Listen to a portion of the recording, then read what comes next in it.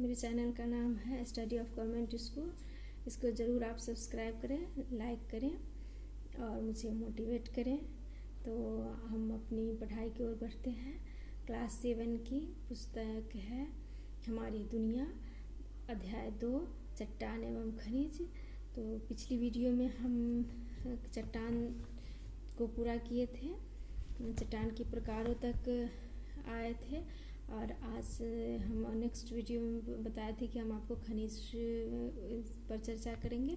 तो हम खनिज के बारे में अब चर्चा शुरू करते हैं। प्लीज़ मेरे चैनल को ज़रूर लाइक करें। Thank you so much. अब हम अपनी पाठ की ओर बढ़ते हैं। चट्टान जो होते हैं वो बड़ी ही काम की चीज़ें हमारे जीवन में बड़ा उपयोगी होते हैं, बहुत ही काम की चीज़ें होते हैं।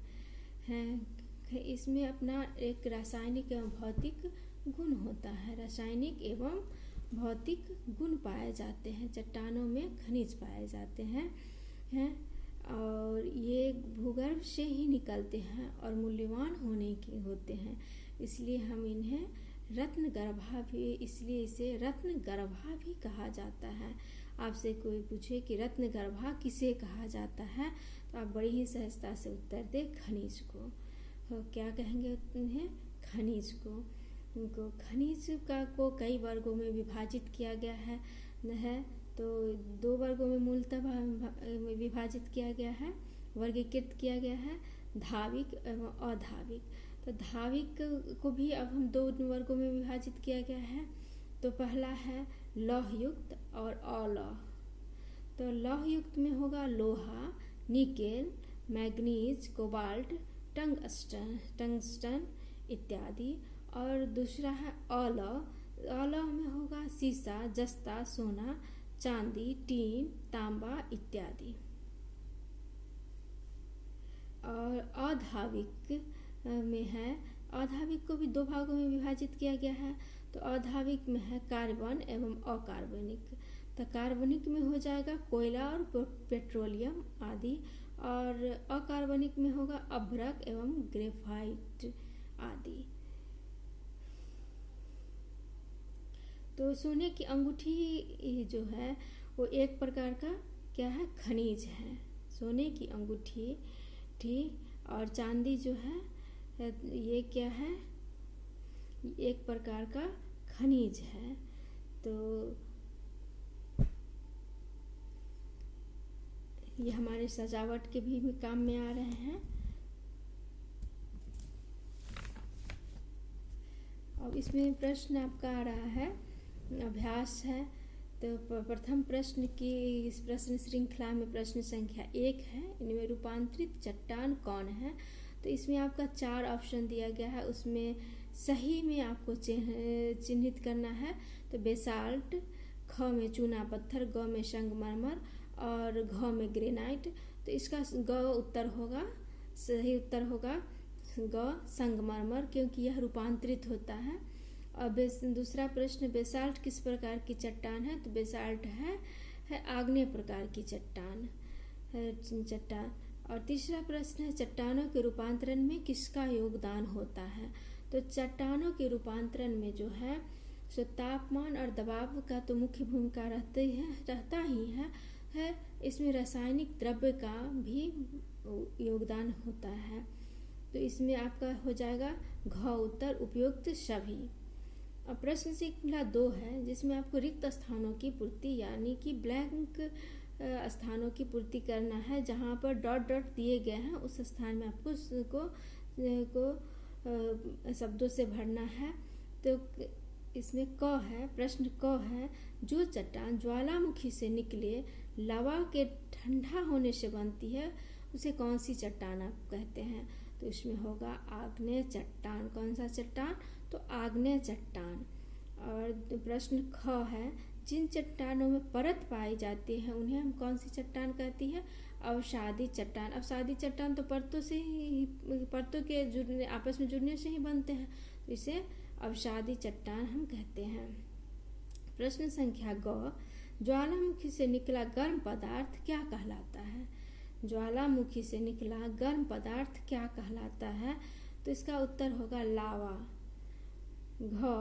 प्रश्न घ, अत्यधिक ब्लैंक एवं ब्लैंक के कारण चट्टानों के लक्षण बदल जाते हैं। तो अत्यधिक ताप एवं दबाव के कारण चट्टानों के लक्षण में परिवर्तन दिखाई देते हैं, ये बदल जाते हैं, लक्षण बदल जाते हैं। अब जो है प्रश्न 3 है, तो इसमें सही मिलान करना है। तो प्रश्न है, प्रश्न 1 है, 1 में है आपको सेंधा नमक, अवसादी चट्टान, ग्रेनाइट आग्नेय चट्टान और संगमरमर क्या है, रूपांतरित चट्टान। निम्नलिखित प्रश्नों के उत्तर दीजिए। अब प्रश्न संख्या दीर्घ उत्तरीय में आ रहा है आपका, प्रश्न के उत्तर दीजिए। तो चट्टान किसे कहते हैं? चट्टान किसे कहते हैं?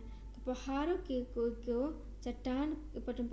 ऊपरी पहाड़ों को चट्टान कहा जाता है। चट्टान जैसे आग्नेय चट्टान, अवसादी चट्टान और रूपांतरित चट्टान। चट्टानों का रूपांतरण कैसे होता है? चट्टानों का रूपांतरण ताप एवं दबाव या दोनों के कारण है चट्टानों का रूपांतरण होता है। उदाहरण के लिए ग्रेनाइट ताप एवं दबाव के कारण नाइस में बदल जाता है। किस में बदल जाता है? तो नाइस में बदल जाता है।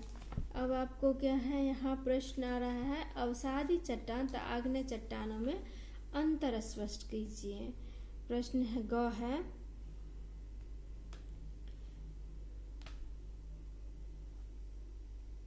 तो अवसादी चट्टान है परत दर परत होता है। अवसादी चट्टान क्या है? परत दर परत होता है, जबकि आग्नेय चट्टान परत दर परत नहीं होती है। और इसकी परत आपस में, अवसादी चट्टान की परत आपस में जुड़ी होती है और आग्नेय चट्टान में क्या होता है, रवा पाया जाता है।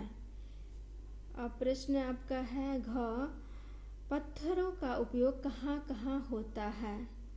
पत्थरों का उपयोग कहाँ कहाँ होता है? तो पत्थरों का उपयोग तो सर्वप्रथम हम देखते हैं कि घर बनाने में, महल बनाने में, कोठे किला बनाने में किया ही जाता है। वाराणसी के प्रायः सभी प्राचीन भवन जो है वो उसमें विभिन्न प्रकार के पत्थर से ही वो बने हुए हैं। झारखंड में तो चार दीवारी जिसको हम लोग बाउंड्री बोलते हैं, बाउंड्री बनाने में और घर बनाने में पत्थरों का ही उपयोग किया जाता है।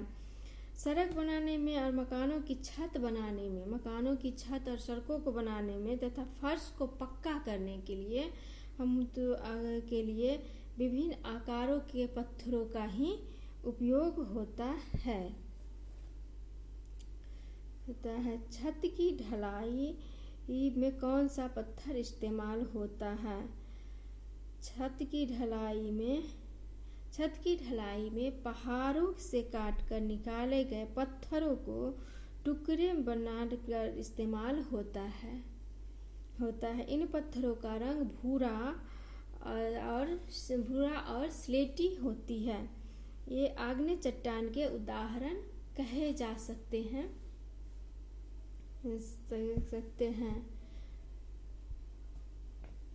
कुछ खेल ऐसे भी हैं जिनमें पत्थरों का उपयोग होता है। तो आपको यहाँ प्रश्न होता है कि उन खेलों की सूची बनाइए जिनमें पत्थरों का उपयोग होता है।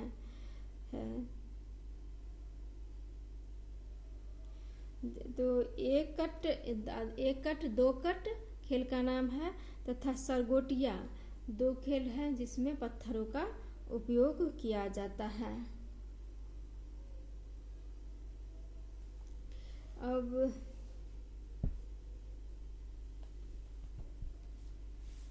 चट्टानों के प्रकार एवं उनकी बनावट के बारे में लिखना है। तो चट्टान तो आप देखिए हैं कि पढ़े ही हैं कि 3 प्रकार के होते हैं, आग्नेय चट्टान, अवसादी चट्टान और रूपांतरित चट्टान। तो आग्नेय चट्टान पृथ्वी के अंदर पिघला पदार्थ धरातल पर आने के क्रम में कभी पहले ही जम जाती है और कभी धरातल के ऊपर जमता है। ऐसी चट्टानों में परतें नहीं होती है। इनमें क्या पाया जाता है, तो रवा पाया जाता है। जो चट्टानें पृथ्वी के अंदर जमती है इनमें रवे बड़े होते हैं, जबकि पृथ्वी के ऊपर जमने वाली चट्टानों के रवे छोटे एवं महीन होते हैं। ग्रेनाइट और बेसाल्ट आदि आग्नेय चट्टान में के ही उदाहरण हैं। अवसादी चट्टान। अब अवसादी चट्टान ने अवसादों के एकत्र होने से बनती है। दो प्रकार की होती है, पानी के अंदर तथा बाहर भी जमीन पर बनते हैं। पानी के अंदर जमने वाले चट्टानों की परतें अधिक होती है क्योंकि ये परत दर परत जमती जाती है। काफ़ी दबाव के कारण कड़ी भी होती है, कठोर भी हो जाता है, जैसे चूना पत्थर का रूप धारण करती है। पानी से बाहर की अवसादी चट्टानें परत दर परत बनती है और अपने दबाव से दबकर अवसादी चट्टानें बन जाती है। उदाहरण है बलुआ पत्थर। बलुआ पत्थर कई रंग के और बलुआ पत्थर कई रंग के होते हैं, लाल, भूरा और काला। रूपांतरित चट्टानें। रूपांतरित चट्टानें कभी कभी आग्नेय या परतदार चट्टानों में ताप और दाब की वृद्धि होती है। इनके रूप और गुण दोनों में बदलाव आ जाता है। रूप और गुण दोनों में ही बदलाव आ जाता है। रूप में अंतर के कारण इन्हें रूपांतरित चट्टानें कहते हैं। और चूना पत्थर अपना रूप बदलकर संगमरमर में बदल जाता है। इसी प्रकार ग्रेनाइट रूपांतरित होकर नाइस बन जाता है। अब प्रश्न है आपका एक, पता करके लिखिए कि निम्न भवन किन किन पत्थरों से बने हुए हैं। तो पहला है रोहतासगढ़ का किला। तो रोहतासगढ़ का किला जो है कौन से पत्थर से बना है, तो बलुआ पत्थर से। और आगरा का किला लाल बलुआ पत्थर से। लाल किला दिल्ली लाल बलुआ पत्थर से। कुतुब मीनार बलुआ पत्थर से। पत्थर की मस्जिद पटना बलुआ पत्थर से। विशाल बुद्ध मूर्ति गया काला बलुआ पत्थर से। विष्णुपद मंदिर गया काला बलुआ पत्थर से। तो ये पाठ, ये अध्याय जो है पूर्ण हुआ। आप इस प्रश्न को याद करें, देखें, आपको एग्ज़ाम में बहुत काम आएंगे। आप ज़रूर याद करें बच्चों इसे और समझें। मेरे चैनल को ज़रूर सब्सक्राइब करें। Study of government school NCERT की पुस्तक से ही पढ़ाती हूँ मैं। मेरे चैनल को ज़रूर सब्सक्राइब करें, लाइक करें और आप अपनी पढ़ाई पर ध्यान दें। बाय।